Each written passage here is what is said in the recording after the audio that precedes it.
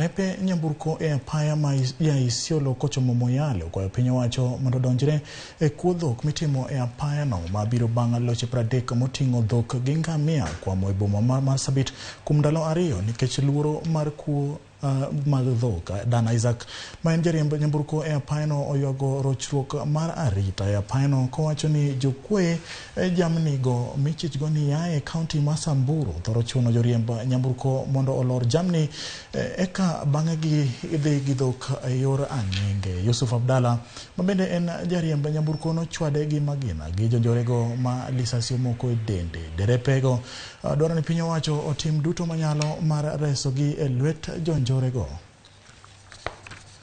Security ile tunapata si ya kutosha.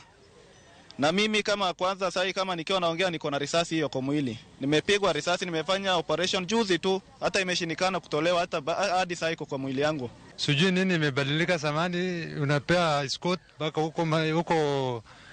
baka huko Achas, sasa inasikia imebadilika.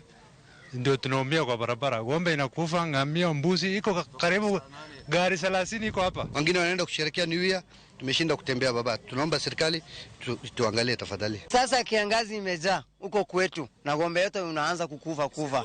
Sasa juu hapo mbele saidi ya Isiolo iko na mvua. Sasa sisi yote unabeleka ng'ombe huko na ameshinda hata kwa barabara kupita. Na wanavamia magari kwanza wakiona gari ya ng'ombe. Inabidi sasa wanapiga risasi mingi mpaka wanaua dereva. Kama huyu mmoja mwenye alipigwa risasi ni rafiki yangu. Sasa imekuwa hiyo barabara ipitiki, hatuna amani. Na inabidi sasa hata serikali Ruto mwenyewe akuja hapo kwa hiyo barabara angalie.